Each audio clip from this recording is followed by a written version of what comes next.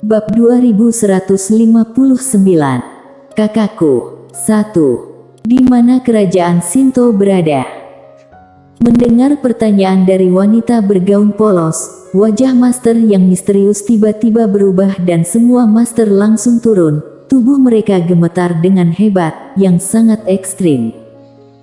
Puluhan ribu meter di belakang mereka, sangat gelap, bahkan ruang dan waktu telah dimusnahkan. Di sanalah rumah mereka awalnya berada. Setengah jam yang lalu, wanita bergaun polos itu menanyakan pertanyaan yang sama kepada mereka dan setengah jam kemudian, rumah mereka lenyap. Rosalia menatap wanita bergaun polos, "Di mana rumahku?" Wanita bergaun polos menggelengkan kepala, "Kamu tidak perlu menunjuknya." Setelah mengucapkan itu, pedang Taoisme yang dipegangnya tiba-tiba terlepas dari tangannya. Melihat gerakan wanita bergaun polos, mata Rosalia tiba-tiba mengecil. Meskipun itu hanya ilusi alam semesta, dia tidak meremehkan musuhnya. Ketika dia bersiap untuk menyerang, pedang yang tampaknya lambat tiba-tiba menusuk dahinya. Suara gemuruh terdengar. Tubuh Rosalia langsung menjadi ilusi. Rosalia menatap wanita bergaun polos, "Aku telah meremehkanmu." Setelah mengucapkan itu, matanya tiba-tiba mengecil. Di dalam istana kekaisaran kerajaan Shinto, tiba-tiba pedang menusuk alis Rosalia tanpa peringatan. Tubuh utama Rosalia terkejut dengan mata bulat dan ekspresi tidak percaya. Bagaimana bisa hal ini terjadi? Itulah yang terlintas pertama kali dalam pikirannya saat ini. Bagaimana mungkin seseorang dapat menyerangnya dengan pedang yang melintasi wilayah bintang yang tidak terhitung jumlahnya? Ini mustahil. Tubuh dan jiwanya seketika menghilang dengan kecepatan yang tidak terlihat oleh mata telanjang. Aura kematian membuat Rosalia sadar akan keadaannya. Rosalia dengan cepat memandang Mileye, "Aku mengenal Nona Savera." Mileye berkata, "Lydia, biarkan dia tetap hidup." Ketika suara itu terdengar, pedang di antara alis Rosalia tiba-tiba menghilang, dan tubuh Rosalia melunak dan langsung jatuh. Di langit berbintang yang tidak diketahui, telapak tangan wanita bergaun polos terbentang dan pedang Tao jatuh ke telapak tangannya. Itu adalah pedang penerapan Taoisme. Wanita bergaun polos menoleh untuk melihat sekelompok master di depannya, ingin hidup. Semua orang mengangguk serentak. Wanita bergaun polos mengulurkan tangan kirinya dan sebuah potret muncul di tangannya dan dia membuka potret itu, "Saudaraku." Semua orang sedikit bingung. Apa artinya? Setelah tidak ada yang memberikan jawaban, si wanita bergaun polos mengkerutkan kening sedikit. Dalam sekejap, wajah manusia berubah drastis dan salah satu dari para pria yang ada di sana langsung berkata, "Mulai sekarang, saudara senior adalah saudara kami juga, atau bahkan bisa dikatakan sebagai guru kami. Aku akan mengikuti guru ini." Setelah itu, dia dan para master misterius di belakangnya berbalik dan pergi.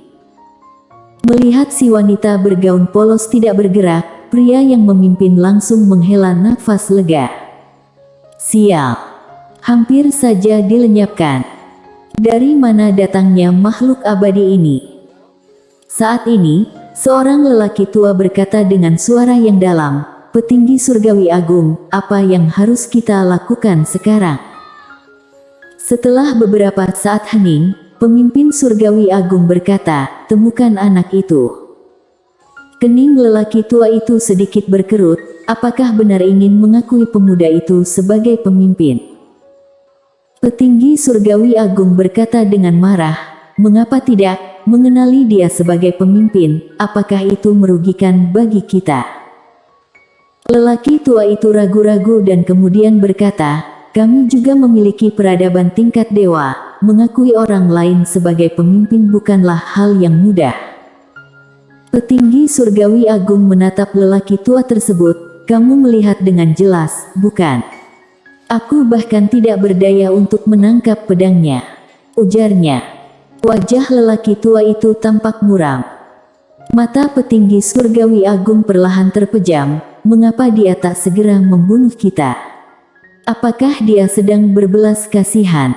Tentu tidak. Kita harus tunduk pada kakaknya. Apakah kamu mengerti? Lelaki tua itu mengangguk. Aku mengerti. Namun bagaimana caranya kita bisa menemukan pemuda itu? Petinggi surgawi agung berpikir sejenak. Alam ilusi baru saja dipasang. Kita bisa mencarinya melalui jejak ruang waktu yang ditinggalkannya di alam semesta ini. Pasti dia tahu di mana pemuda itu berada. Ucapnya mantap. Setelah itu, dia segera menghilang ke kejauhan dengan master di belakangnya.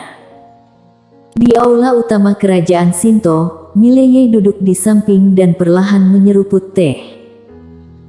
Sementara itu, Rosalia sedang duduk bersila untuk menyembuhkan luka-lukanya dan meskipun wanita bergaun polos mencabut pedangnya, pedang itu sangat merusak kekuatan spiritualnya, sehingga dia merasa sangat lemah saat ini. Setelah beberapa waktu, ekspresi Rosalia sedikit membaik dan dia menatap Mileye yang duduk di dekatnya. Siapa dia? Mileye menjawab, adikku. Rosalia terdiam. Mileye memandang Rosalia, aku harus memanggilmu apa? Rosalia berkata, panggil saja Rosalia. Mileye mengangguk, Nona Rosalia, mari kita bicara tentang kebenaran lagi. Aku bertemu Putri Roh Dao dan dia memintaku memberikan hormat padanya. Namun, aku menolak dan kemudian dia menyerangku. Akibatnya, aku terpaksa membunuhnya. Nona Rosalia, menurutmu siapa yang salah dalam situasi ini? Rosalia memandang Mileye, orang yang menyerang terlebih dahulu salah. Mileye tersenyum dan berkata, ketika aku sedang dalam perjalanan menuju kerajaan Shinto, seorang bangsawan kecil dari istana datang untuk menggangguku tanpa alasan yang jelas. Rosalia dengan lembut berkata, Tuan Muda Ye, aku memahami maksudmu. Mileye menggelengkan kepalanya, kamu tidak mengerti. Namun karena Lydia menyerangmu, akhirnya kamu mau mendengarkan penjelasanku dengan tenang. Jika Lydia tidak menyerang, kamu tidak akan mendengarkan aku sama sekali. Seperti yang kamu katakan tadi, kebenaran didasarkan pada kekuatan. Setelah itu, dia bangkit dan mendekati Rosalia. Nona Rosalia, aku sungguh-sungguh ingin membunuhmu atau bahkan menghancurkan kerajaan Shinto. Karena dari awal sampai sekarang, aku sangat marah, tapi aku tidak membiarkan Lydia melakukannya. Apakah kamu tahu mengapa? Bersambung.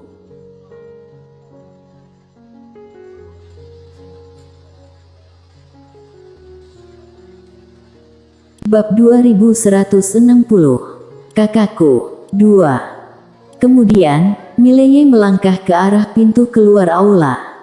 Tuan Muda Ye, mengapa? Tanya Rosalia tiba-tiba, jika kamu tidak memberitahuku, aku akan mati penasaran. Mileye tersenyum dan menjawab, karena Kak Savera. Aku tidak bisa menjaga wajah orang lain, tapi aku harus memberi wajah kepada Kak Savera. Setelah itu, dia keluar dari aula. Di luar, dia melihat sisi dari istana dan di belakangnya berdiri sekelompok pejabat kerajaan Shinto. Sisi hanya memandang Mileye tanpa berkata apapun. Saat ini, seorang pria tua tiba-tiba menuduh dengan marah kepada Mileye, kamu yang membunuh Putri Roh Dao dan bangsawan kecil. Mileye mengangguk dan berkata dengan senyum, ya, aku yang melakukannya. Orang tua itu mengatakan dengan marah, tidak sopan, ini adalah kerajaan Shinto, bagaimana kamu bisa bertindak begitu sombong? Pengawal tangkap dan hukum dia. Di belakangnya, beberapa prajurit berusaha maju untuk menangkap Mileye. Namun Rosalia muncul dari pintu utama. Saat melihat Rosalia, ekspresi wajah semua orang di lapangan berubah secara drastis. Mereka dengan cepat berlutut dan berkata, hormat yang mulia. Sisi tidak berlutut, tetapi dia membungkuk sedikit. Rosalia tanpa ekspresi bertanya, apa yang kalian lakukan?" Orang tua itu dengan cepat berkata, "Yang mulia, orang ini membunuh putri roh Dao dan kemudian membunuh bangsawan.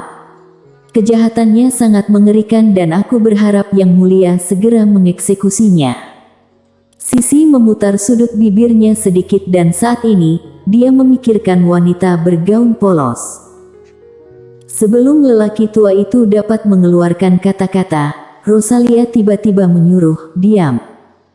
Lelaki tua itu terkejut mendengarnya. Yang lainnya juga terkejut, sementara wajah Sisi yang merupakan pemimpin mereka, menjadi muram. Pada saat itu, Rosalia mengulurkan tangannya dan kartu token link mengambang perlahan ke arah Mileye. Ketika dia melihat kartu token link ini, wajah semua pejabat kerajaan Shinto di lapangan berubah. Token link Kaisar Dewa. Ini adalah kartu token link yang paling tinggi, karena ditinggalkan oleh Kaisar Dewa. Menunjukkan token link ini dan kamu akan melihat Kaisar Dewa. Bahkan Raja saat ini harus memberi hormat ketika melihat token link ini. Token link ini dapat memobilisasi pasukan dari seluruh kerajaan Shinto. Karena keunikan token link Kaisar Dewa ini, klan Dao telah mengendalikannya sejak berdirinya kerajaan Shinto. Kekuatan token link Kaisar Dewa terlalu besar, sehingga Raja Kerajaan Shinto tidak berani memberikannya kepada orang luar. Dan sekarang, Rosalia ingin memberikan token link ini kepada pemuda ini. Semua master kerajaan Shinto tercengang. Wajah Sisi langsung memucat dan pada saat ini, tangannya gemetar. Rosalia menatap Mileye, "Jika kamu menyimpan barang ini, kamu bisa menghindari banyak masalah yang tidak perlu di masa depan." Mileye melirik token link Kaisar Dewa dan menggelengkan kepalanya, "Aku tidak membutuhkan ini." Setelah itu, dia berjalan jauh. Mendengar ucapan Mileye, para pejabat kerajaan Shinto di lapangan hampir pingsan. Tidak mau.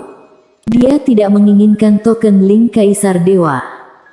Beberapa orang dari kerajaan Shinto terpaksa ingin keluar dan memaki, menolak token link Kaisar Dewa.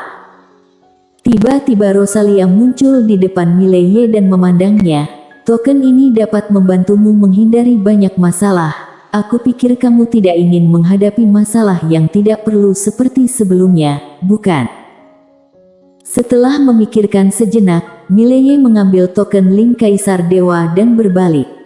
Setelah berjalan beberapa langkah, dia berhenti dan kembali ke arah Rosalia, di mana Akademi Wanita. Rosalia menjawab, "Master Kerajaan Dewa, tolong antarkan Tuan Muda Ye ke Akademi Wanita." Jasper berjalan ke arah Mileye dan memberi hormat sedikit, "Tuan Muda Ye, silakan ikuti aku." Setelah itu, dia memberikan isyarat untuk mengikuti. Mileye melihat Jasper, lalu mengatakan, "Aku akan memimpin." Jasper segera berkata, "Jangan membuat masalah." Kemudian, dia membawa Mileye dan menghilang di kejauhan. Di gerbang ke istana, para pejabat kerajaan Shinto terlihat bingung. Saat itu, Rosalia tiba-tiba mengatakan, "Semua orang kecuali Nyonya Sisi, mundur." Para pejabat kerajaan Shinto dengan cepat memberikan penghormatan dan mundur. Mereka tidak bodoh, tentu saja mereka melihat ada sesuatu yang salah. Pemuda itu memiliki token link Kaisar Dewa dan apakah Yang Mulia akan memberikannya dengan mudah? Jawabannya tentu saja tidak. Setelah semua orang pergi, Sisi menatap Rosalia, "Yang Mulia, istanaku mempunyai rasa tidak puas terhadapnya." Rosalia menatap langsung ke Sisi, "Jangan memprovokasi dia." Sisi berkata dengan suara yang dalam, "Yang Mulia, Julian sudah meninggal." Rosalia berkata dengan lembut, "Jika kamu tetap memperjuangkan rasa tidak puasmu, bukan hanya Julian Chris yang akan meninggal, tetapi juga seluruh keluarga istanamu." Setelah mendengar hal tersebut, Sisi menjadi muram dan setelah beberapa saat, dia perlahan-lahan berlutut dan tidak mengeluarkan sepatah kata pun. Rosalia melangkah mendekati Sisi dan berkata, "Istanamu harus menanggung akibatnya. Jika kamu mengusiknya lagi, aku akan menghancurkan istana." Setelah itu, dia berbalik dan pergi. Sisi tetap diam di belakangnya, tampak sangat tenang. Bersambung.